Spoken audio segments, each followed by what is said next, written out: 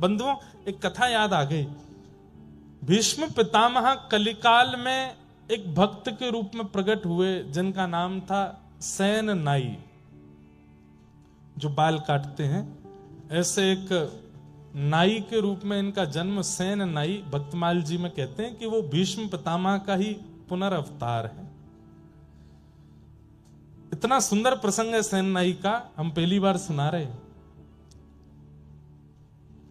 ये नाई थे, बाल काटने का काम करते, और राजा के नाई थे, राजा के बाल काटते थे, और किसी के बाल काटने को इनका अधिकार नहीं था।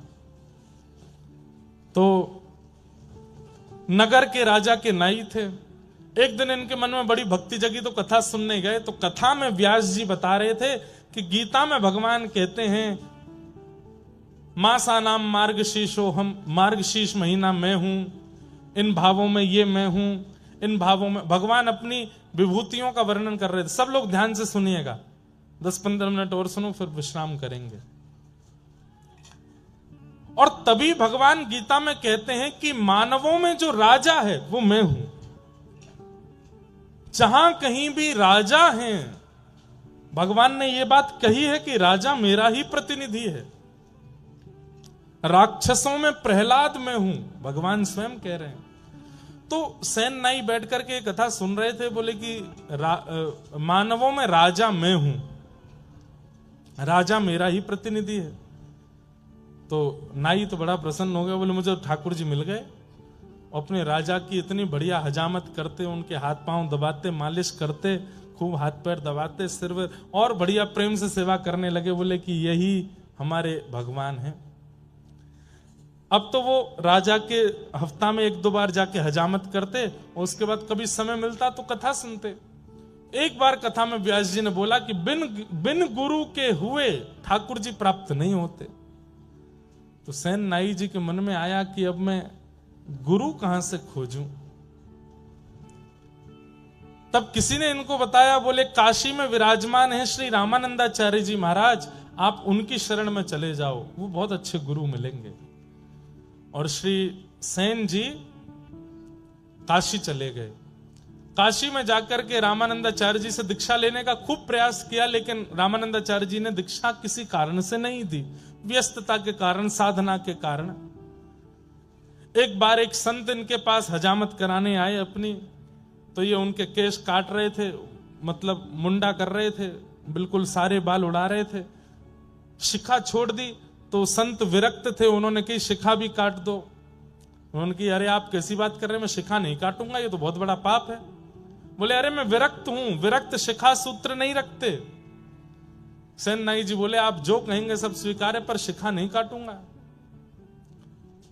तो बोले भैया काटनी पड़ती है, हम विरक्त हैं, हम शिखा नहीं रखते। तब अंत में सेन नाई जी ने कहा आप बहुत बड़े संत हैं, बहुत बड़े महात्मा हैं, रामानंदाचार्य जी से बुलवा दीजिए कि शिखा काट सकते हैं तो मैं काट दूंगा। सेन नाई जी ने बड़ी युक्ति समझी कि भाई इसी से गुरु सन्निधि भी मिल जाएगी और इनकी शिखा भी काट देंगे। संत लेकर के रामानंदाचार्य जी के पास गए। तो रामानंदाचार्य जी को ये बात बड़ी अच्छी लगी कि इन्होंने लाख कहने पर भी शिखा काटी नहीं, कितना इनका भाव है। और वो सब भाव देख करके, प्रेम देख करके रामानंदाचार्य जी ने फिर समझा करके जो भी भाव था वो कराया। सेन नाई जी की इस निष्ठा को देख करके उन्होंने दीक्षा प्रदान की, तिलक दिया, नाम दिया, मंत्र दिया। सेन नाई जी बोले आज्ञा करें। बोले आज्ञा यही है, वापस अपने गांव जाओ, वहीं रह के भजन करो। सेन और संत जन जब भी गांव में आवे, सब काम छोड़ करके उनकी सेवा करना, ये हमारी आज्ञा है। जो मंत्र दिया है इसका जाप करो, संतों की सेवा करो। सेन नाई जी लौट करके अपने गांव आ गए। राजा ने इनको बुलवाया कि कल हमको एक दूसरे राजा से मिलने के लिए जाना है, सुबह आकर के हमारी हजामत कर दो, मालिश वालिश कर दो, उसके बाद हम स्नान करेंगे फिर जाएंगे। रात्रि में सब व्यवस्था करके सेन नाई जी सोए। सुबह उठे तो क्या देखा, कीर्तन की ध्वनि आ रही है। और तभी देखे कि अयोध्या से कुछ संतों की जमात दर्शन करने के लिए जगन्नाथपुरी जा रही है, और मार्ग में इनके गांव में होके निकल रहे हैं। तभी गुरु आज्ञा स्मरण में आई कि 100 काम छोड़ के संतों की सेवा करना। सेन नाई जी काम छोड़ा नहीं, भूल गए कि राजा के यहाँ जाना है। संतों को प्रणाम किया, वो कहा हमारे घर चलें, आप सबकी मैं सेवा करूं। संतों के चरण धो रहे हैं, उनको सुंदर वस्त्र अर्पण कर रहे हैं, पत्नी के साथ बैठ के खूब सुंदर उनको प्रसाद पवा रहे हैं। और प्रसाद पाने के बाद संतों से निवेदन किया आप कुछ सत्संग कीर्तन हो जाए। उनमें से एक श्रेष्ठ संत प्रवर, उन्होंने प्रवचन किया, सुंदर कथा सुनाई, सब भावुक हो गए और कीर्तन प्रारंभ हुआ। नाचने लगे सेन नाई और पत्नी, सब बिल्कुल निमग्न होकर के भजन में नृत्य कर रहे हैं, नेत्रों से अश्रु प्रवाह हो रहा है, राम जी का स्मरण कर रहे हैं, गुरुदेव की याद कर रहे हैं। और यहां राजा प्रतीक्षा में बैठा है, मुझे दूसरे राजा से मिलने जाना है। सेन नाई हमेशा समय से पहले आ जाता है, मैं नीचे आके बैठ गया, अभी तक आया नहीं। राजा ने तुरंत कहा मेरी तलवार कहां है, लेकर के आओ उसको, और इस सेन को तो मैं जाकर के देखूंगा। तलवार लेकर के आए, घिसने लगे उसको, घोड़ा बुलाओ मेरा, कहां है सेन नाई का घर, उसके घर चलना है। इतने में ही देखा कि सामने से दौड़ते हुए सेन नाई आ रहे हैं, अपनी पगड़ी संभाल लें, कभी हजामत का डिब्बा संभाल लें, कभी धोती संभाल लें, और दौड़ते दौड़ते आए। अरे महाराज महाराज महाराज महाराज, मैं आ गया। तो कहां रह गए इतनी देर? बोले महाराज क्षमा करते हैं, बहुत बहुत विलंब हो गया। बोले नहीं नहीं नहीं, दंड तो तुमको मिलेगा। भगवान भगवान क्षमा कीजिए, आप बैठिए ना, मैं जल्दी कर देता हूं, आपको विलंब हो रहा है। राजा बैठ गए, खूब सुंदर हजामत करी, खूब दाढ़ी वाड़ी सब करके, केश वेश। राजा क्रोध में तो था ही, बोले महाराज थोड़ी आपके हाथ पांव दबा दूं? बोले तू दबा तो दे, लेकिन दंड तो मैं तुझे दूंगा। हाथ दबाने लगे। आप इतना क्रोध करते हैं, अच्छे नहीं लगते हैं, आप थोड़ा प्रसन्न रहा कीजिए ना। हाथ पैर दबाते दबाते बोले आप थोड़े श्रमित हो तो मैं आपकी थोड़ी उंगलियां चटका दूं? बोले चटका तो दे, लेकिन दंड तो तुझे दूंगा। उंगलियां चटका दी, हाथ पैर। बोले आप कहो तो महाराज आपकी नेक थोड़ी कमर चटका दूं? बोले उससे कुछ दिक्कत तो नहीं है, वो कुछ नहीं होगा। लेकर के अपने कंधा पर जोर से झटका दिया, कमर ऐसी खुली महाराज, राजा बड़ा हल्का हो गया। बोले सेन तू इतने दिन से आ रहा है सेवा करने, लेकिन आज तेरी सेवा बड़ी अद्भुत लग रही है, लेकिन मैं दंड तो तुझे दूंगा। अरे विराजिए ना आप, थोड़ी आपकी कंधे की मालिश कर दूं। ऐसे ठाकुर जी यहां पर सुंदर कंधा दबाने लगे। थोड़ा गर्दन अपनी टेढ़ी कर लीजिए, टेढ़ी करके गर्दन थोड़ा इधर कुछ करने लगे तो वहां एक तेल का पात्र रखा था और तेल में प्रतिबिंब दिखाई देता है। जैसे तेल की ओर राजा देखने लगे, वो देख नहीं रहे थे, बस मुख इधर किया तो दिख रहा था। जैसे देखने लगे, सेन नाई ने जैसे ही अपना मुख इधर किया तो प्रतिबिंब में क्या दिखा? मोर मुकुट, कटाक्ष नेत्र, नाक में सुंदर नथ बेसर, ऐसी मधुर मधुर मुस्कान। पीछे मुड़कर के देखें तो सेन नाई और प्रतिबिंब में देखें तो ठाकुर जी। राजा बोला ये मेरी आंखों का भ्रम है कि क्या है, पता नहीं हो क्या रहा है। नेत्र बंद करके अनुभव करे तो हाथों का स्पर्श इतनी बार राजा ने किया, लेकिन आज जैसा स्पर्श नहीं था। राजा सोचने लगे कहीं ऐसा तो नहीं है सच में ये ठाकुर जी ही हो। और बस ऐसा कहकर के राजा ने जैसे ही नेत्र खोले तो सैनिक जन खड़े थे। बोले वो सेन कहां गया?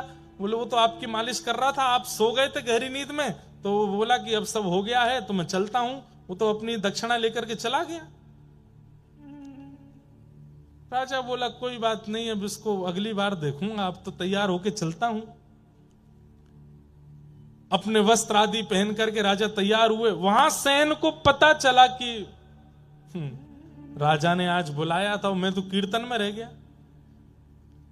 कौन आए थे? ठाकुर जी आए थे। ठाकुर जी भैया हमने बहुत रूपन में देखे, कभी ठाकुर जी नरसिंह भगत बन करके भी गए हैं। ठाकुर जी एक जगह सक्कूबाई बन के पिटाई करवाने गए अपनी, वो एक दिन वो भी कथा सुनाऊंगा। लेकिन नाई बन करके पहली बार गए ठाकुर जी, अपने हाथ से हजामत करके आए, बाल वाल काट के आए राजा के, और मालिश करके आए, हड्डी वड्डी चटकाया है उसकी। यहां सेन नाई को जैसे याद आया, संतों को प्रणाम किया, अरे भगवान भगवान आप लोग विराजो, मैं एक काम करके आता हूं। तुरंत अपना डिब्बा लेके वही पाग वाग संभालते हुए दौड़ते हुए गए तो राजा तैयार होके बिल्कुल बाहर आ गए थे।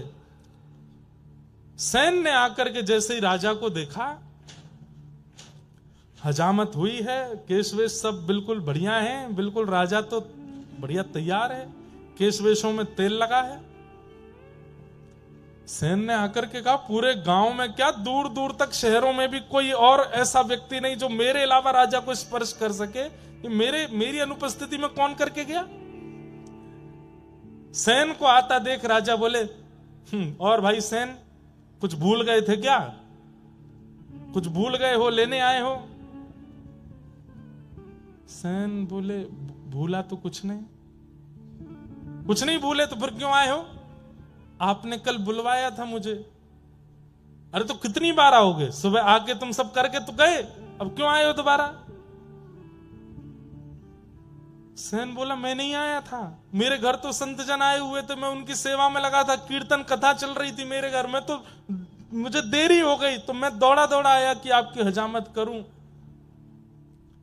सैनिक जन बोले, अरे तू क्या पागल हो गया, भांग वांग खा के आया है क्या?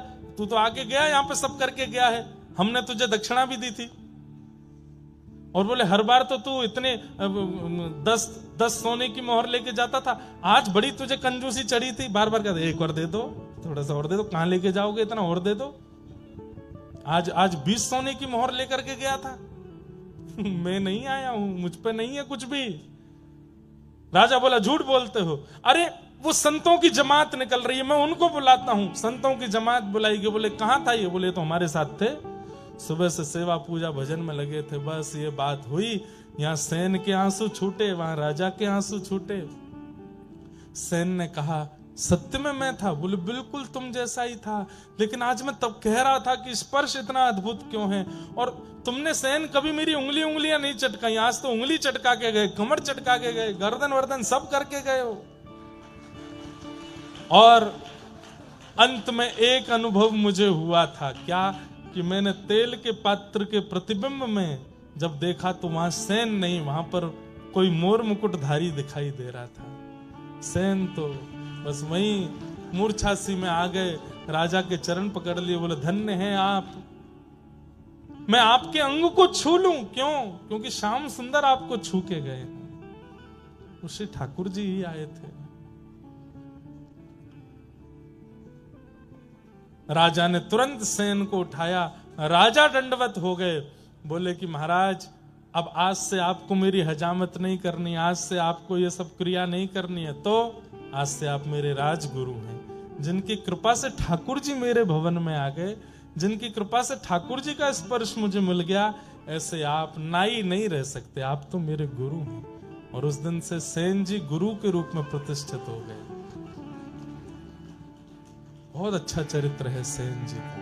ये भीष्म पितामह के ही कलयुग में अवतार हुए श्री सेन जी महाराज। ऐसे भीष्म पितामह की स्तुति अति अद्भुत है। इति मति रूप कल्पिता वितृष्णा भगवत सात्वत पुंगवे विभुम्ने स्वसुखम उपगते क्वचिद विहर्तुम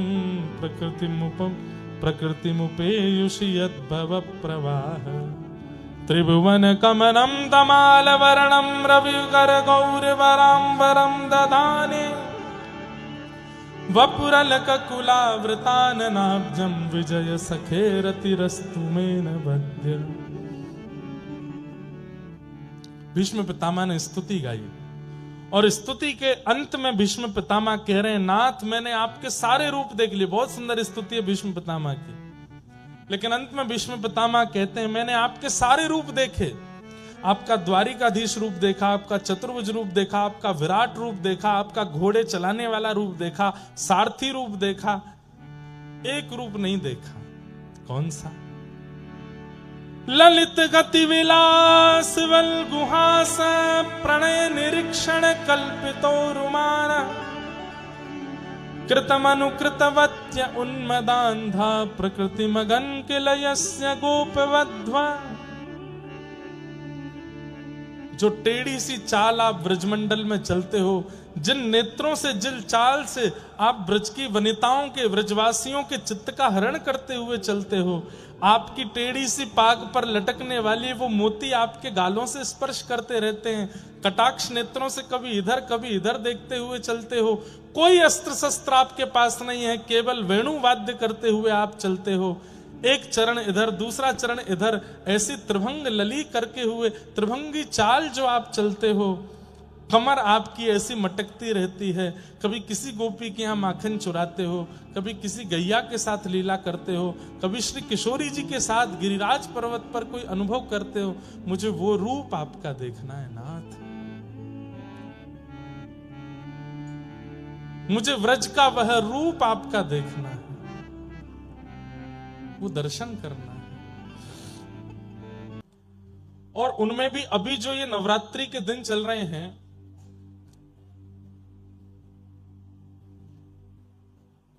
365 दिन में भजन करके, भक्ति करके, साधन करके, नियम करके जिस भाव को आप प्राप्त नहीं कर पाते हैं, वो इन विशेष रात्रियों में प्राप्त हो जाते हैं।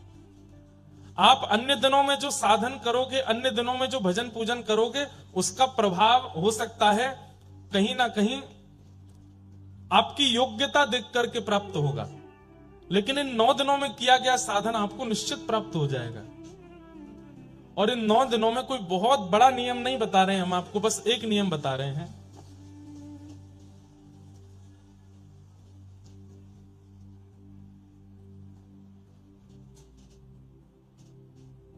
जय जय गिरिवर राज किशोरी, जय महेश मुख चंद्र चकोरी, जय गजवदन षडानन माता, जगत जननी दामिनी युति गाता।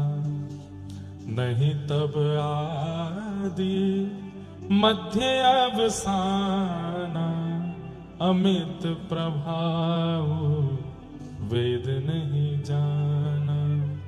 भव भव विभव पराभव कारिणी, विश्व विमोहिनी स्ववस विहारी। बस ये पंक्तियां गौरी स्तुति की रोज गानी है 9 दिन तक। सुबह नहीं गा पाए हो तो आज रात्रि को स्नान करके बैठ करके आसन पर और श्री कात्यायनी पूजन कर रहे हो, इस भाव से इन श्लोकों का गान करना है। और पाना क्या चाहिए? क्या? श्री कृष्ण हमको और प्रिय हो जाए। हे मैया ऐसी कृपा कर दो, हमारी भक्ति में और वर्धन हो जाए, हमारा भजन और बढ़े। वजन नहीं, भजन, भजन और बढ़ जाए। कहीं वह भूल गया ना तो वजन बढ़ ही जाएगा 9 दिनों में। भजन बढ़े, वृंदावन के प्रति प्रीति बढ़े, सदगुरु के प्रति विश्वास बढ़े, संतों की सेवा के प्रति रुचि बढ़े, आलस्य रहित हो जाए हम ठाकुर जी की सेवा में। और अंत में कह देना, यदि मैं योग्य हूं तो इस जन्म में श्री प्रिया प्रियतम का नित्य विहार दिख जाए। 9 दिन करके देख लीजिए, क्या पता श्री जानकी जी की कृपा, किशोरी जी की कृपा, जगदम्बा की कृपा इन 9 दिनों में हो जाए और श्री प्रिया प्रियतम हमें प्राप्त। और इस पर संशय मत कीजिए, ये विश्वास के साथ कीजिए कि होगा ही होगा। क्यों? क्योंकि इन्होंने ही गोपियों को मिलाया है ठाकुर जी से, इन्होंने ही रुक्मणी जी को मिलाया ठाकुर जी से, इन्होंने ही सीता जी को मिलाया राम जी से। हमें नहीं मिलाएंगे? निश्चित मिलाएंगे। तो 9 दिन ये गौरी स्तुति की 4 पंक्तियां हैं, इनको रोज करना। और कुछ मत करिए पूरे दिन। हम तो चकाचक दाल बाटी खा के आए आज हनुमान जी के पास जाके। कोई हमसे बोला महाराज जी नवरात्रि का आज व्रत है। मैंने कि देखो, अगर तुमको लगता है कि ये अन्न है तो मत खाओ, और लगता है कि हनुमान जी का प्रसाद है तो फिर छोड़ना मत। मैं प्रसाद छोड़ोगे तो अपराध लगेगा, और अन्न खाओगे तो पाप लगेगा। अब सोच लो क्या करना है। हमारी बढ़िया रीति है। देखो, आप कहोगे महाराज जी तो फिर घर में भी तो अन्न ठाकुर जी को भोग लगाने के बाद प्रसाद हो गया, उसको भी पा सकते हैं। वो आपने अपने पैसे से खरीदा, अपने हाथ से बनाया, बना करके सिद्ध करके ठाकुर जी को भोग लगाया है। पर मंदिर में तो ठाकुर जी के सन्मुख का प्रसाद आपको दिया गया है। आपने प्रयास करके, आपने खरीद करके नहीं दिया, वहां पर अपने धन से नहीं खरीदा उसको, ठाकुर जी का प्रसाद है। तो अन्न के प्रति, प्रसाद के प्रति अन्न बुद्धि यदि रखोगे तो वो दोष युक्त होगा। लेकिन प्रसाद के प्रति प्रसाद बुद्धि। लेकिन याद रहे, फिर कहीं ऐसा नहीं हो कि अभी नवरात्रि के व्रत चल रहे हैं और याद आई कि वो वाले हनुमान जी का लड्डू बहुत बढ़िया मिलता, महाराज जी ने कह दिया है कि प्रसाद के प्रति अन्न बुद्धि मत रखो, खाने चलते हैं। नहीं, दोष लगेगा, क्योंकि आप जीव के आकर्षण में वहां जा रहे हो, प्रसाद के आकर्षण में नहीं। प्रसाद के आकर्षण में जीव का स्वाद नहीं होता, प्रसाद के आकर्षण में तो प्रसाद का स्वाद होता है। तो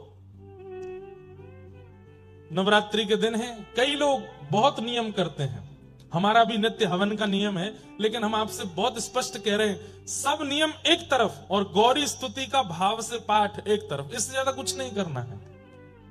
केवल गौरी को सुंदर सुंदर रागों में, अगर राग आते हो तो रागों में, राग नहीं आता हो तो केवल भाव से ही ये गौरी स्तुति सुना दीजिए और बस मांग लीजिए कि हमें श्री कृष्ण चाहिए। इन 9 दिनों में आपकी की गई समस्त भावना पूरी होगी होगी होगी, निश्चित होगी। आज प्रथम दिन है, आज श्री शैलपुत्री मैया का पूजन होता है। शैलपुत्री मैया, अब देखो हम 9 देवियों के हर दिन, आज एक ही बताएंगे, कल 2 देवियों के बता देंगे, परसों 3, ताकि 7 दिन में पूरे हो जाए 9 दिन। शैलपुत्री मैया जो है ये धैर्य का प्रतीक है। धैर्य किसको कहते हैं? पेशेंस, सहनशीलता, जो हम लोगों में बिल्कुल भी नहीं है। आज के दिन शैलपुत्री मैया का पूजन करने से धैर्य का वर्धन होता है, और धैर्य की कामना से ही आज का पूजन करना चाहिए कि हमारे अंदर धैर्य आवे। बहुत विचलित रहते हैं हम, आंख बंद करते इधर उधर भागता है हमारा मन। हे किशोरी जी, हे जानकी जी, हे श्री दुर्गा मैया, कृपा करना हमारे चित्त में धैर्य आवे। हे शैलपुत्री मैया, धैर्य, सहनशीलता। धैर्य के बिना मन एकाग्र नहीं रहता, मन विचलित रहता है यहां वहां, और भजन में धैर्य बहुत जरूरी है। तो आज के दिन शैलपुत्री मैया को पूजन इसलिए करते हैं ताकि उससे हमारे चित्त में धैर्य आवे। धैर्यवान नहीं है हम लोग, जरा कोई हमसे हमारी वास्तविकता बता दे तो हम मचल जाते हैं। कोई जरा आके हमसे कह दे तुम बहुत लोभी हो तो क्रोध आने लगता है। लेकिन चाहे दुनिया कुछ भी कह दे, हमारे चित्त को कोई फर्क ना पड़े, तो इसका मतलब आपके चित्त में धैर्य है, और वो धैर्य शैलपुत्री मैया प्रदान करती हैं। तो ऐसी शैलपुत्री मैया को हम बारंबार प्रणाम करते हैं, वंदन करते हैं। आज प्रथम देवी, अब बाकी की देवियों के रोज हम एक एक देवी का स्पर्श करते हुए चलेंगे ताकि उनसे वह भाव हमें प्राप्त हो सके। हर वस्तु का प्रारंभ, चाहे वो विवाह का प्रारंभ हो, चाहे वो आपके नव जीवन का प्रारंभ हो, चाहे वो आपके नव कार्य का प्रारंभ हो, चाहे वो आपके नए व्यापार का प्रारंभ हो, नए संबंध का प्रारंभ हो, यदि उसमें धैर्य की नींव नहीं है वो टिक नहीं पाएगा। धैर्य यदि नहीं है तो वो धराशायी हो जाएगा। इसलिए नवरात्रि में पहले दिन शैलपुत्री मैया का पूजन किया जाता है, क्योंकि वो धैर्य की देवी है, धैर्य प्रदान करते हैं। तो आज की मैया से हम प्रार्थना करें कि आप हमें धैर्य प्रदान करो, हमारे चित्त में स्थिरता आवे, धैर्य आवे, पेशेंस आवे। ऐसी मैया को हम प्रणाम करते हैं। प्रयच्छति गुरु प्रीतो वैकुंठम योगी दुर्लभम। हमारी भागवत जी के तो महात्मा में ही कह दिया कि गुरु प्रसन्न होंगे तो बड़े बड़े योगियों को, सिद्धियों को भी जो प्राप्त नहीं है वो आपको प्राप्त हो जाएगा गुरु प्रसन्नता से। अद्भुत महाराज जी के भाव। अब हम लोग आगे के क्रम में प्रवेश करें। कल खूब जोर की वर्षा आ गई थी तो प्रसंग आधा ही रह गया, तो रात में नरसिंह मेहता हमारे सपने में आए। हमने की क्या हुआ महाराज? तो बोले बस प्रसंग पूरा करके आइए जल्दी। मैंने कहा आज जाति कथा में करेंगे। तो कल हम लोग सुन रहे थे कि कुछ संतों की जमात, ये प्रसंग सुना क्यों रहे थे कि ईर्ष्यालुओं को ठाकुर जी नहीं मिलते। आपके अंदर कितने दोष हैं अपने आप लिखिए, हमारे कहने से काम करेंगे। यहां पर जितने भी दंपति बैठे हैं, पति पत्नी, यहां पर जितने भी बहन भाई बैठे हैं, यहां पर जितने भी मित्र बैठे हैं, यहां पर जितने भी आपस के सगे बैठे हैं, युगल युगल जोड़ी बना लीजिए। और कथा से जाने के बाद आप लोगों को एक काम करना है, पति पत्नी एक दूसरे को पर्चा और पेन दे में और एक दूसरे से कहें तुमको मुझ में जितने दोष दिखते हैं सब लिख करके मुझे दिखाओ। पत्नी पति के लिखे, पति पत्नी के लिखे, बहन भैया के लिखे, भाई बहन के लिखे, भाई भाई एक दूसरे के लिखो, मित्र मित्र एक दूसरे को, लेकिन सौगंध है एक दूसरे की। जबरदस्ती बढ़ा चढ़ा के मत कोई ईर्ष्या में कुछ एक दो पद ज्यादा लिख दो कि तुम में ये भी है ये भी है, नहीं, जो अनुभव होता है वही लिख करके और उसको दीजिए। ये बहुत बड़ी एक प्रक्रिया है, आपस में देख करके फिर अनुभव कीजिएगा। आपके शायद नेत्र खुल जाएंगे। कई ऐसे दोष होंगे जो आपको लगता ही नहीं है कि आपके अंदर है, लेकिन सामने वालों को वो दिखते हैं, वो दोष आपको पता चलेगा। उन समस्त दोषों को ठाकुर जी के हवाले कर देना, क्योंकि सब दोषों के साथ ठाकुर जी मिल जाएंगे। अगर एक दोष उनमें है तो ठाकुर जी के मिलन में बाधा आ सकती है, और वो दोष क्या है? ईर्ष्या। अगर सामने वाले ने लिख दिया कि तुम्हारे अंदर ईर्ष्या भी है, मैंने कभी अनुभव किया था, तो आपको चिंता होनी चाहिए। क्यों? क्योंकि ठाकुर जी मिलेंगे नहीं। नरसिंह मेहता से इतनी ईर्ष्या करते थे सारे जूनागढ़ वासी कि 700 मुद्रा लेकर के द्वारिका जा रहे उन संतों से कह दिया कि जाओ, यहां इस नगर का सबसे बड़ा सेठ नरसिंह है, 1000 मोहर से नीचे की तो वो हुंडी लिखता नहीं है, तुम लोग जाके चरण पकड़ लेना, रोने लग जाना, मूड मारने लगना, और कैसे भी करके उनसे हुंडी लिखवा लेना, 700 सोने की मोहर उनके घर में धर देना।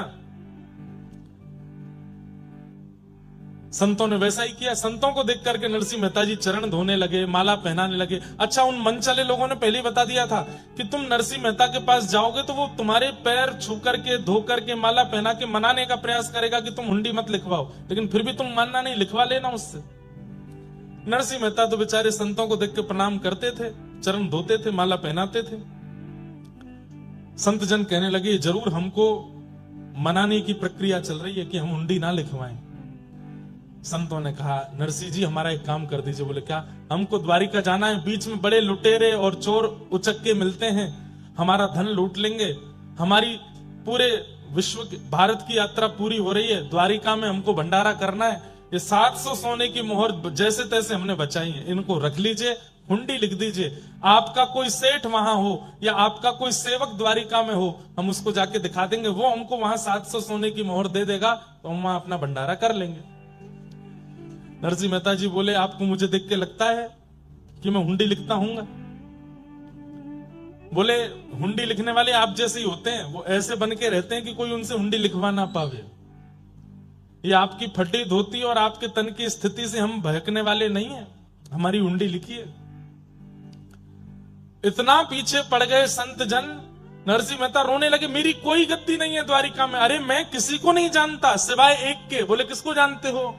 बोले वहां सांवरिया सेठ है, वो द्वारिकाधीश को बोल रहे थे, केवल उन्हीं को जानते। बोले उन्हीं के नाम से लिख दो। नरसिंह मेहता बोले इस बात पर मुझे विश्वास भी है कि वो इनको दे देंगे, लेकिन मैं ये कैसे करूं? मैं ठाकुर जी पे कैसे थोप सकता हूं? और रही बात, हुंडी तब लिखी जाती है जब आप किसी से धन ले लो और सामने जिसके नाम पर हुंडी लिखी उसको देने की तुम्हें सामर्थ हो, मैं ठाकुर जी को कैसे दूंगा? तब नरसिंह मेहता के मन में एक विश्वास जगा। बोले संत जन तो मान नहीं रहे, तो 700 सोने की मोहर लेके तुरंत पूरे जूनागढ़ के ब्राह्मण, विप्र और संतों को बुला के भंडारा कर दिया, दक्षिणा बांट दी, भंडारा कर दिया, सब संतों को खिला दिया। और एक पत्र लेकर के नरसिंह मेहता जी ने लिखा, हे नाथ, आपके नाम पर मैं इनकी हुंडी लिख रहा हूं, 700 सोने की मोहर मैंने लेकर के आपके नाम से हुंडी लिख दी है, कृपा कर द्वारिका जब ये लोग पहुंचे तो मेरी लाज रखना, इनको 700 सोने की मोहर दे देना। रही बात, मैंने आपको 700 मोहर दी नहीं तो फिर आप इनको कैसे दोगे? लेकिन मैं दे चुका हूं। कैसे? बोले संतों के, ब्राह्मणों के हृदय में आप रहते हो, 700 सोने की मोहर का भंडारा करके मैंने आपको दे दिया है, इसलिए आप इनको दे दीजिएगा। संतों को पवा दिया, मतलब ठाकुर जी तक पहुंच गया। बंधुओं, ठाकुर जी के संग कोई प्रक्रिया करने की इच्छा हो और ठाकुर जी नहीं मिल रहे हो, तो किसी साधु, किसी महात्मा, किसी भक्त, किसी वैष्णव के साथ वो प्रक्रिया कर लो। प्रक्रिया के रूप में भोजन पवा दो, प्रक्रिया के रूप में उनको सुंदर वस्त्र दे दो, प्रक्रिया के रूप में उनका श्रृंगार कर दो, तिलक चंदन लगा दो, प्रक्रिया के रूप में उन्हें दक्षिणा दे दो, प्रक्रिया के रूप में इत्र लगा के सुगंधित कर दो, प्रक्रिया के रूप में माला पहना दो, कुछ बना के पवाने की इच्छा ठाकुर जी को है, संतों को पवा दो, क्योंकि संत सीधी डिलीवरी कराते हैं। ठाकुर जी भगवान का ब्लिंकेट है संत जन। ठाकुर जी के पोस्टमैन हैं सारे संत जन, भक्त जन, वैष्णव जन। जो ठाकुर जी को देना हो इनको दे दो, सब पहुंच जाता है वहां पे। पूज्य मलुकपीठ वाले महाराज जी एक बार कथा में बता रहे थे सत्य घटना। बिहार के एक पंडित जी ने एक सेठ जी से जाके कहा कि हमको जगन्नाथपुरी जाना है, दान दक्षिणा कुछ है नहीं हमारे पास रास्ते के लिए, आप हमें कुछ दे दो। तो सेठ जी ने उनको 100 रुपया दे दिया, बहुत होता था 100 रुपया। और महात्मा जी से कह दिया कि ये 11 रुपए तो आपके आने जाने में खर्च होंगे, 5-6 रुपए में आपको प्रसाद हो जाएगा, बाकी का जो बचेगा लगभग 80 रुपया ये श्री जगन्नाथ जी के मंदिर में चढ़ा देना हमारी तरफ से। तो ठीक है। महात्मा गए, जगन्नाथपुरी पहुंच करके उन्होंने खूब सुंदर सेवा करी, संत जनों को खूब प्रसाद पवाया, प्रसाद पवा के भंडारा आदि करा करके अंत में 11 रुपया बचा, 11 रुपया मंदिर में चढ़ा दिया। अब सेठ जी बोले मैं सेठ जी को जाके बता दूंगा कि भाई हम 80 तो नहीं चढ़ा पाए, 11 बचे तो 11 चढ़ा दिए। सेठ जी से जाकर के कहा कि देखो सेठ जी, हमने वहां भंडारा आदि किया तो खर्चा बहुत ज्यादा हो गया, आपने 80 रुपए के लिए कहा था, इतने की टिकट बनी, इतने का प्रसाद हुआ, इतने का हमने भंडारा कर दिया, 11 रुपया बचा था वो हमने महाप्रभु जगन्नाथ जी को अर्पित कर दिया। 100 में से 11 गए, कितने बचे? 100 में से 11 गए, कितने बचे? 89। सब कुछ संतों की सेवा में लगा दिया, 11 रुपए मंदिर में चढ़ा। तो सेठ जी के मन में आया मैंने 80 के लिए बोला था, इन्होंने 11 ही क्यों चढ़ाए, चलो कोई बात नहीं 11 चढ़ गए तो अच्छा है। ये सोच कर के सेठ जी जब सोए तो रात्रि में महाप्रभु जगन्नाथ स्वप्न में आए और स्वप्न में आकर के बोले तुमने 100 रुपए देकर के एक संत को भेजा था? बोले हाँ, उसमें से 89 रुपए हमने रख लिए हैं, 11 हमने छोड़ दिए हैं। सेठ जी उठ करके बैठ गए, बोले कि संत तो बता रहे थे कि उन्होंने 11 रुपए चढ़ाए, ठाकुर जी कह रहे हैं मैंने इतने रुपए रख लिए। दूसरे दिन जाके जब संत से पूछा कि ये ऐसे स्वप्न में ठाकुर जी ने हमको बताया, तो संत के नेत्र सजल हो गए। बोले कि हमने जो मंदिर में जाके ठाकुर जी को चढ़ाया, ठाकुर जी ने वो स्वीकार नहीं किया, जो संत सेवा में लगाया वो ठाकुर जी ने स्वीकार किया। जो वैष्णव संत सेवा में हमने अर्पित किया उसको ठाकुर जी ने स्वीकार किया। जो गोलक में जाके चढ़ा के आए, ठाकुर जी के आगे रख के आए, वो ठाकुर जी ने स्वीकार नहीं किया। इसका मतलब ये नहीं कि आप भी मत चढ़ाओ, चढ़ाओ, मंदिर की प्रशासन की व्यवस्था के लिए तो चढ़ाओ, लेकिन उससे ज्यादा साधु सेवा, संत सेवा, वैष्णव सेवा। तो नरसिंह मेहता जी ने भी वही किया, संतों को पवा दिया और कहा द्वारिकाधीश हमने 700 सोने की मोहर भेज दी आपके पास, अब मेरी लाज रखना। संतों को हुंडी देकर के भेज दिया लिख करके। संत जन द्वारिका पहुंचे, वहां जाके ढूंढने लगे सांवलिया सेठ कहां है, कहीं नहीं मिले। पूरी द्वारिका छान मारी, कोई सांवलिया सेठ नहीं। आधी रात जब हुई, संत जन जब रोने लगे गोमती तट पर जाकर के, आहा, अब हम भक्तमाल जी रखी नहीं है, नहीं तो मैं वो छप्पे पढ़ के सुनाता, इतना सुंदर है। श्री प्रियादास जी ने इतनी सुंदर टीका करी है। कैसी सुंदर पाग बांध करके घुंघराले केश में श्री ठाकुर जी हाथ में छड़ी लेकर के, जूती पहन करके, श्रेष्ठ वस्त्र पहन करके, गले में सुंदर हार पहन के, हीरे दमकाते हुए अदब से चलते हुए आ रहे हैं। अरे भैया, हमारे सेठ श्री नरसिंह मेहता जी ने किसी को हुंडी लेकर के भेजा है क्या? जैसी नरसिंह मेहता का नाम सुना संत जन उठ गए, बोले भैया तुम कौन? बोले हम सांवरिया सेठ। आहा, दर्शन करके सब नतमस्तक हो गए। हुंडी जैसे ही, वो लिखी हुई हुंडी जैसे ही थी, पढ़ करके ठाकुर जी ने अपने सिर से लगाया और कहा कि महाराज आप लोग कितने भाग्यशाली हैं। बोले क्यों? हमारे नरसिंह जी के दर्शन करके आए हो। बोले नरसिंह जी देखने में तो बड़े सामान्य लगते हैं और आप उनके सेवक हो, आप इतने अद्भुत लगते हो। बोले मेरे जैसे सेवक हजारों हैं उनके, नरसिंह जी तो बड़े अद्भुत हैं। 700 सोने की मोहर तुरंत पकड़ा दी। बोले ये 700 सोने की मोहर तो आपकी जो आपने दी थी वो है, इसके अलावा आप मेरे सेठ जी के यहां से आए हो तो मैं कोई कमी नहीं छोड़ना चाहता। लेकर के गए सोने की थाली में भोजन, खूब सुंदर सुंदर पकवान पवाए, संत सेवा कराई, खूब दक्षिणा ऊपर से प्रदान कर दी। संत जन बड़े प्रसन्न हुए। ठाकुर जी ने उल्टा पत्र लिखा और कहा, हे नरसिंह जी, संसार ने मुझे चोर कह करके बुलाया, संसार ने मुझे ये कह करके बुलाया, संसार ने मुझे इतने इतने लालचन लगाए, लेकिन आप कितने अच्छे हैं, आपने मुझे सेठ कह करके पुकारा, सांवरिया सेठ।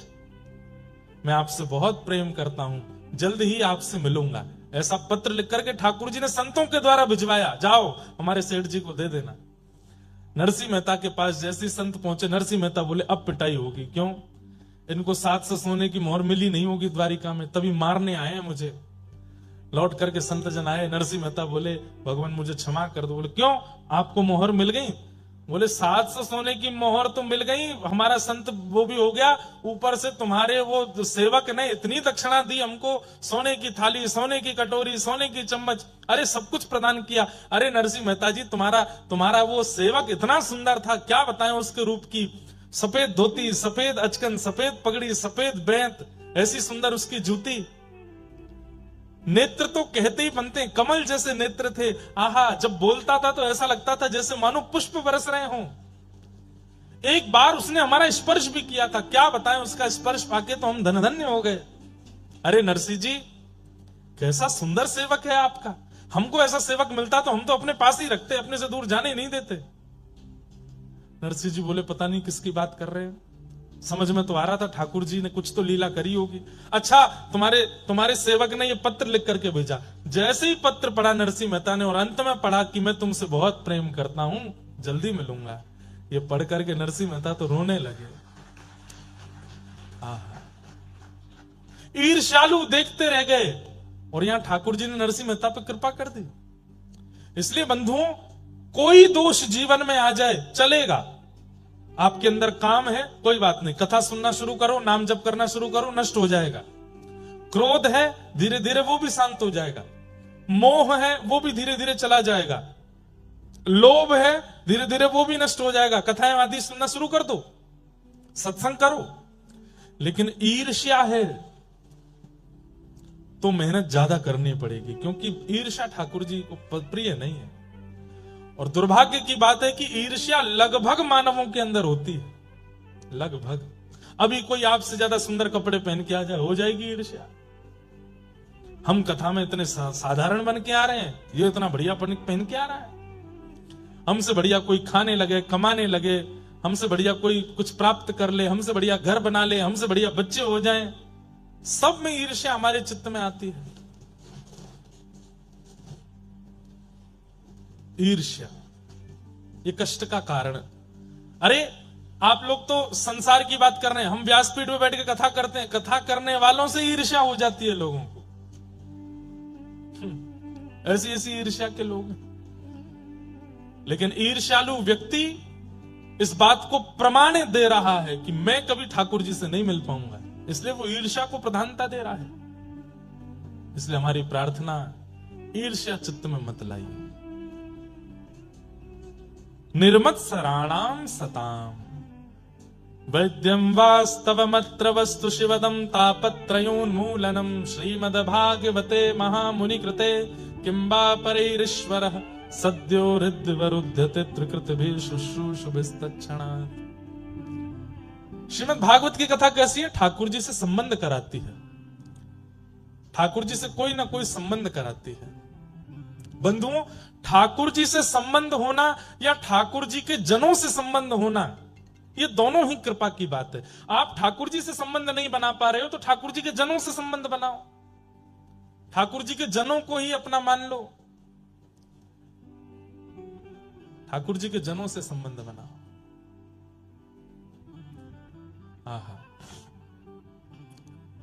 अब कोई हमसे गुरु जी कहे, महाराज जी कहे, पंडित जी कहे, इंद्रेश जी कहे, समझ में आती है। एक बार एक कथा में एक बालक बोला जीजा जी। मैंने कि यार ये क्या बोल रहे हो? अरे महाराज जी, किशोरी जी हमारी बहन है और श्री लाल जी हमारे जीजा जी हैं, आप वृंदावन वासी हो, लाल जी के सखाओ तो आप भी हमारे जीजा जी। मैंने बहुत बढ़िया। हमने की साले साहब सेवा करने आ जाना। एक जगह और अद्भुत हुआ, नाथ द्वारा दर्शन करने के लिए मैं गया, तो वहां जैसे मैं पहुंचा तो एक बालक मुझसे बोला, नाना जी प्रणाम। मैंने की यार तेने नाना जी कही मुझसे? बोले कि हाँ महाराज जी, मेरी माता जी रोज आपकी कथा सुनती हैं, तो उन्होंने विचार किया कि मेरी गुरु भावना तो बन नहीं पा रही है, तो मैं इनको पिता मान लेती हूं अपना। जय हो महाराज जी। श्री वृंदावन बिहारी लाल की, श्री राधा रमण लाल की, श्री राधा रसिक बिहारी लाल की, श्री जटेरी धाम की, स्वामी श्री हरदास जी महाराज की जय जय श्री राधे जय। तो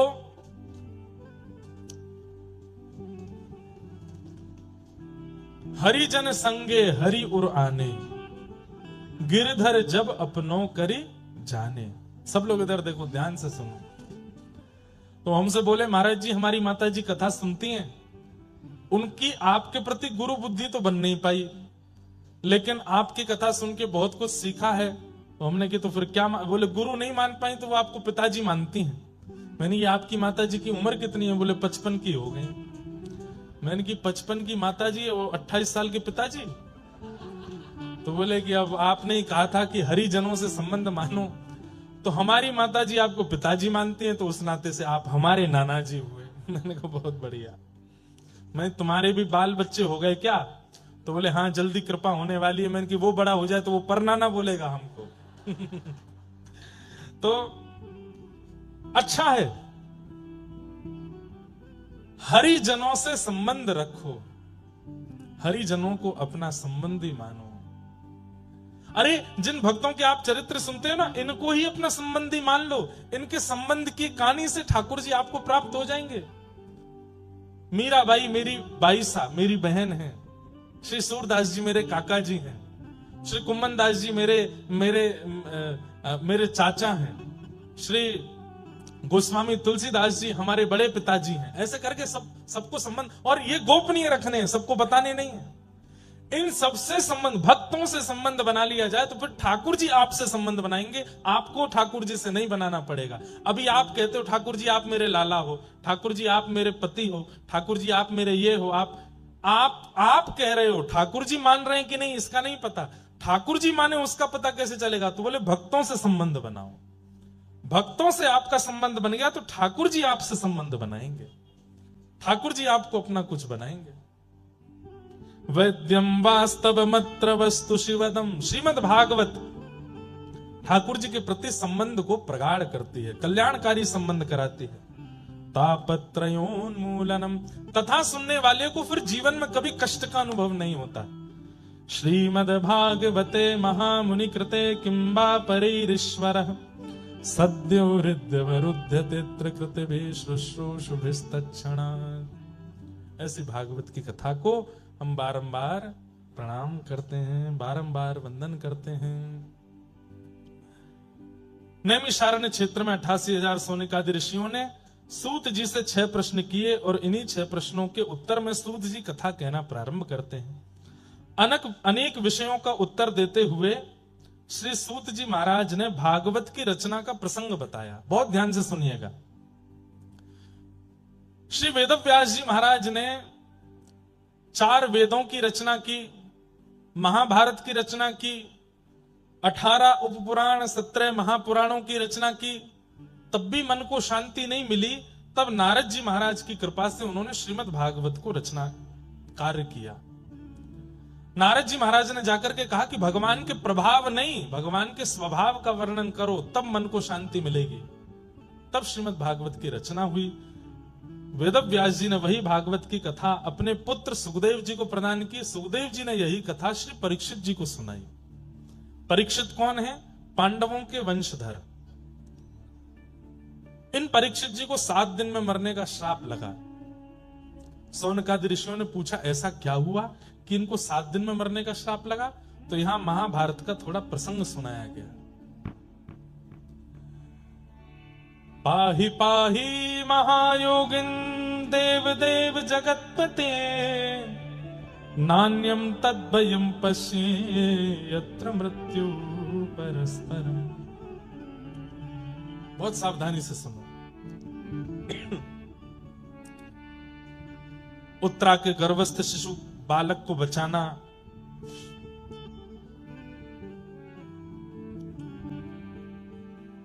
गुरुपुत्र अश्वत्थामा को भरी सभा में अपमानित करना, उसकी मणि को हरण करके निकाल लेना, ये आदि आदि कथाएं यहां पर सुनाई गई।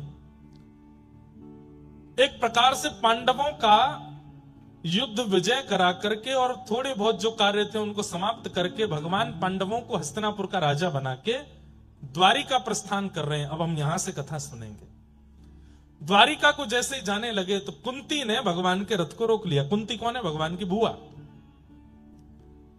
बोले नाथ आप जा रहे हो? बोले बुआ अब देखो युधिष्ठिर राजा हो गया हस्तिनापुर का, आप लोगों का कष्ट खत्म हो गया।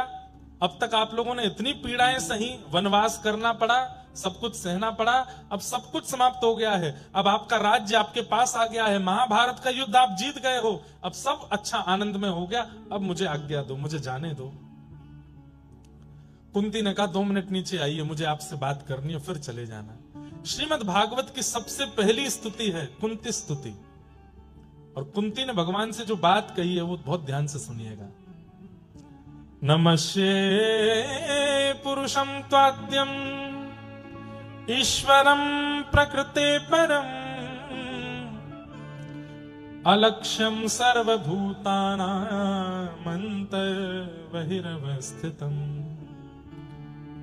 जैसे ही ठाकुर जी रथ से नीचे उतरे, कुंती बुआ ने तुरंत ठाकुर जी को साष्टांग प्रणाम किया। ठाकुर जी 4 कदम पीछे हट गए। बुआ ये क्या कर रही हो आप? मैं भतीजा हूं आपका, मुझे आपको प्रणाम करना चाहिए, आप मुझे क्यों प्रणाम कर रही हो? कुंती बुआ बोली परमात्मा को प्रणाम करना चाहिए और मुझे पता है कि आप परमात्मा हो। मैं परमात्मा हूं? बोले हाँ। जोर से ठाकुर जी हंसने लगे। मैं परमात्मा हूं? बोले हाँ तुम परमात्मा हो, मैं जानती हूं। अच्छा मैं परमात्मा हूं तो फिर मेरे द्वारिका जाने पर आप रो क्यों रही हो? क्यों? बोले परमात्मा तो सब जगह रहता है, वो द्वारिका में भी है, हस्तिनापुर में भी है, वृंदावन में भी है, गोकुल में भी है, मथुरा में भी है, अलवर में भी है, जयपुर में भी है। परमात्मा कोई एक स्थान पर तो रहता नहीं, परमात्मा तो सब जगह रहता है। और आप मुझे अगर परमात्मा कह रही हो तो मेरे द्वारिका गमन पर इतना रुदन क्यों कर रही हो? परमात्मा तो सब जगह है, देख लीजिए मुझे। कुंती कहती है यही तो बात है, हो तो आप सब जगह पर इतनी आसानी से दिखते नहीं हो। क्यों नहीं दिखता? अब कुंती दूसरे श्लोक में कह रही है कि माया जवनिका छन्न आज्ञा दोक्षजमप्ययम्। बहुत दिन बाद हम कुंती स्तुति कह रहे हैं, ध्यान से सुनिएगा। कि माया जवनिका छन्न आज्ञा दोक्षजमव्ययम् न लक्ष्य से मूढ़ दृशा नटो नाट्यधरो यथा। कुंती कह रही है आप परमात्मा हो, सब जगह हो, लेकिन दिखते क्यों नहीं हो? माया के कारण। माया समझते हैं? संसार की हर वो वस्तु जो आपको अपनी ओर आकर्षित करती है वो माया है। मोबाइल फोन भी माया है, गाड़ी भी माया है, व्यक्ति भी माया है, खाने के व्यंजन भी माया है, पहनने के वस्त्र भी माया है। हर वो वस्तु जो ठाकुर जी से दूर करके अपनी ओर आकर्षित करती है वो माया कहलाती है।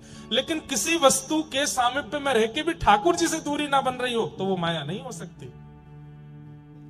आप 1.5 करोड़ की गाड़ी में बैठे हो, लेकिन गाड़ी में बैठ करके भी वृंदावन की याद में रो रहे हो तो आप माया की चपेट में नहीं हो। आप 56 भोग के बीच में बैठ करके भी जीव में स्वाद नहीं आने दे रहे हो और केवल श्री वृंदावन श्री वृंदावन श्री वृंदावन कह करके आनंदित हो रहे हो तो आप माया के चपेटे में नहीं हो। आप 2 लाख 2.5 लाख का फोन पास में रख करके भी केवल कथा श्रवण करते हो तो आप माया के चपेटे में नहीं हो। आप गले में स्वर्ण पहन के, हाथों में स्वर्ण और हीरा धारण करके भी अगर भगवान की भक्ति में लीन रहते हो तो आप माया के चपेटे में नहीं हो। और एक बात बोले, मायावी व्यक्ति अलग ही दिख जाता है। उसके सिर पर कृष्ण नहीं सवार होते, उसके सिर पर धन, उसके सिर पर ऐश्वर्य, उसके सिर पर नाम, उसके सिर पर अभिमान, ये सब सवार रहता है। वो मायावी व्यक्ति है, माया के चपेटे में है। और जो माया के चपेटे में आ जाता है, उसको सब जगह होते हुए भी ठाकुर जी नहीं दिखते, उसको मंदिर में भी ठाकुर जी नहीं दिखते। एक बार एक व्यक्ति मेरे साथ श्रीनाथ जी दर्शन करने गया, नाथ द्वार। मेरी श्रीनाथ जी के दर्शन में मुझे बहुत सुख मिलता है, सब जगह ही मिलता है, पर राधा रमण जी, श्रीनाथ जी, तिरुपति बालाजी, कुछ स्थान है जहां पर मैं स्थिर हो जाता हूं।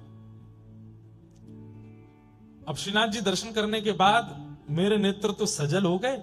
बाहर आकर के थोड़ी देर में मौन रहा। थोड़ी देर बाद वो व्यक्ति क्या बोलता है, महाराज जी, वो श्रीनाथ जी की ठोड़ी पे जो हीरा था कम से कम 5-6 लाख का तो होगा। गले में जो हार पहन रखे थे 12-13 लाख के तो होंगे। मैंने कि यहां आकर के भी तुमको वही दिखा। जाकी रही भावना जैसी, प्रभु मूरत देखी तन तैसी। प्रॉपर्टी डीलर होते हैं ना, वो दुनिया के किसी कोने में चले जाएंगे, यहां जमीन के भाव कितने होंगे भैया, वो यही काम करते रहते हैं। कामी व्यक्ति जहां जाता है वहां काम दिख जाता है। धनवान व्यक्ति जहां जाता है उसको वहां धनी धन दिखता रहता है। हमारे साथ एक पंडित जी रहते थे पहले, अब नहीं रहते, वो अब ज्यादा व्यस्त हो गए। वो जहां जाते, महाराज जी घर कितने का होगा, ये कमरा कम से कम 20-22 लाख का तो बना होगा है, ये टेबल कम से कम इतने की तो आई, मैं तुमको खरीदनी है क्या। अब हम तो घरों में जाते रहते, तो ये थोड़ी है, तो सब जगह वही देखना। कई लोगों को देखा गया, वो कथा में आकर के भी कथा नहीं सुनते। वो कथा में आकर यहाँ पे ये कमी है, यहाँ पे ये कमी है, व्यास जी भजन ही नहीं गा रहे हैं, 1.5 घंटा हो गया है, कोई चुटकुल्ला नहीं सुना रहे हैं, तो ठाका मार के हंसे नहीं, कोई टोना टोटका तो बताते ही नहीं है। जीवन में संकट चल रहे हो, उनसे कैसे निवृत्ति की जाए, कुछ तो बताओ। भावना जैसी होती है, परिस्थिति वैसी अनुभव देने लगती है।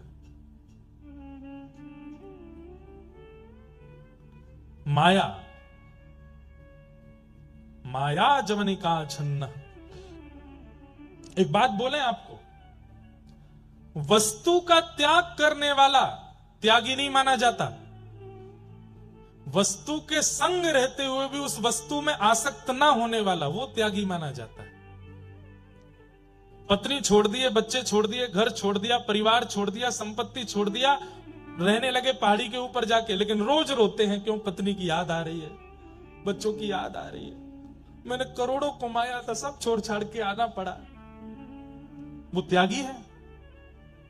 लेकिन पत्नी भी है, बच्चे भी हैं, संपत्ति भी है, गाड़ी भी है, घोड़ा भी है, सब कुछ है, लेकिन रहता है विरक्त, वो त्यागी है।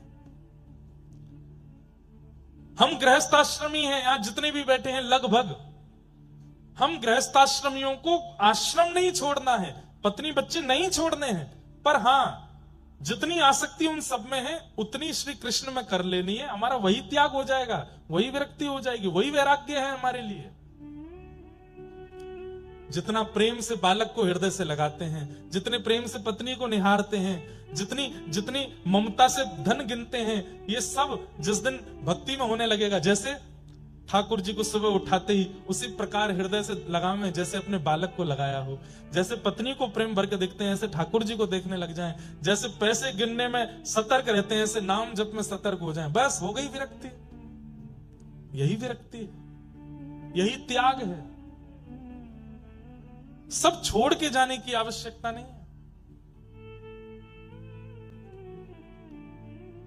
40 साल के हो गए और फिर कहने लगे हम तो ब्रह्मचारी हैं, हमने ब्याह नहीं किया। असली बात यह थी कि किसी ने उनको पसंद ही नहीं किया था। अब 40 साल के हो गए तो क्या करें भाई, ये थप्पा कैसे सहन हो कि हमारा ब्याह नहीं हुआ, हम तो ब्रह्मचारी हैं। घर छोड़ करके बाहर रहने लगे, घर वालों ने निकाल दिया और बोले ये कैसे सहन हो के, घर वालों ने निकाल दिया तो फिर क्या लगा लिया, बोले हमने तो त्याग कर दिया घर का, त्यागी हो गए, महात्मा हो गए। हम गुलाब जामुन नहीं खाते, हम रसगुल्ला नहीं खाते, खाने को मिलता नहीं है, ये बताओ ना।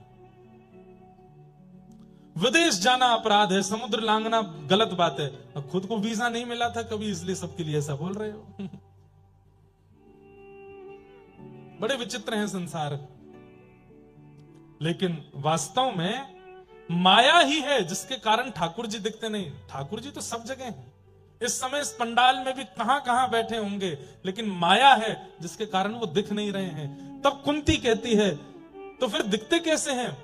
बोले जैसे कठपुतली का नृत्य होता है ठाकुर जी, तो कठपुतली नाचती है, गाती है, हंसती है, खेलती है, सब कुछ कठपुतली करती है और दर्शनार्थी ताली बजाते हैं, अरे देखो कठपुतली नाच रही है, कठपुतली हंस रही है, कठपुतली रो रही है। लेकिन गलती से किसी ने आकर के कठपुतली के पीछे वाला पर्दा अगर हटा दिया तो सारा भेद खुल जाएगा। ओहो, पीछे बैठा एक आदमी उंगलियों से नचा रहा है। ठीक वैसे ही संसार का हर वस्तु, हर व्यक्ति कठपुतली है।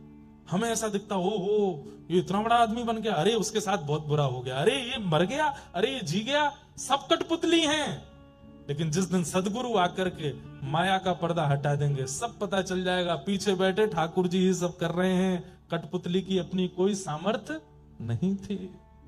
माया जवनिका छन्न आज्ञा दोक्षजमव्ययम न लक्ष्य से मूढ़ दिशा नटो नाट्य धरो यथा। जैसे एक नाटक में नचाने वाला, कठपुतलियों को प्रदर्शित करने वाला कठपुतलियों की वास्तविकता अनुभव करा देता है, लेकिन भेद अगर खुल जाए तो फिर हंसी आती है कि हम जिस कठपुतली के मरने पर रो रहे थे वो तो पीछे से एक्टिंग करवाई जा रही थी। यही है संसार में, हम सब कठपुतली, हम सब कठपुतली।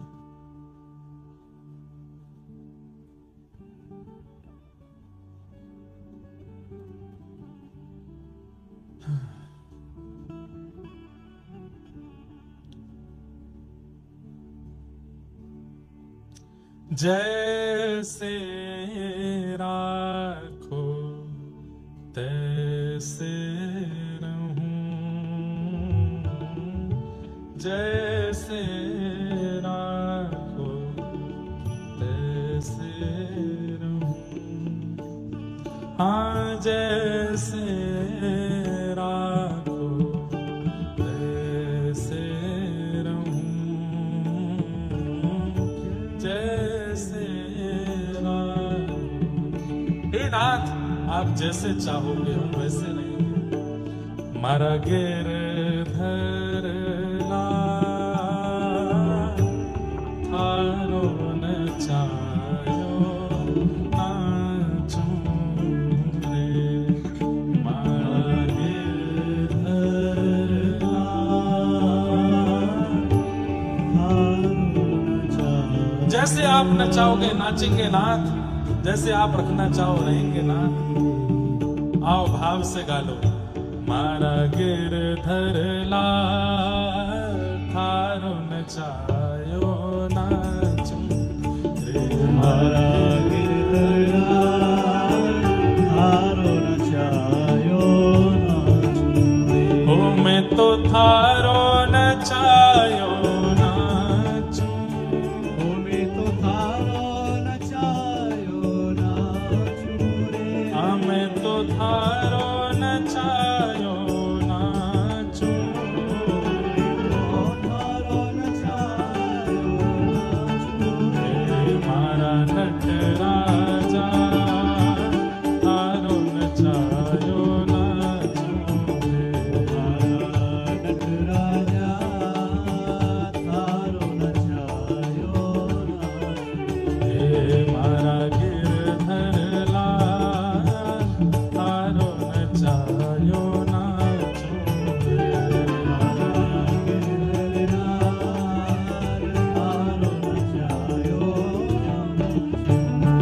हे घर का प्राणी कहाँ ना माने, मन मन खुशी मनाऊं।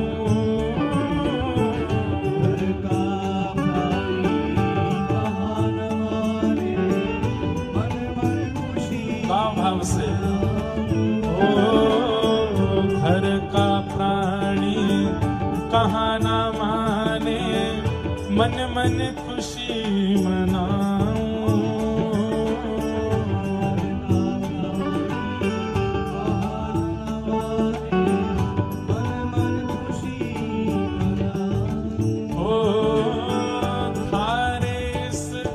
मंगल विधान में,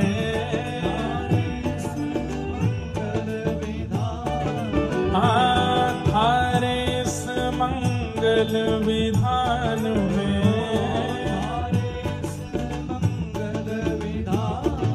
मैं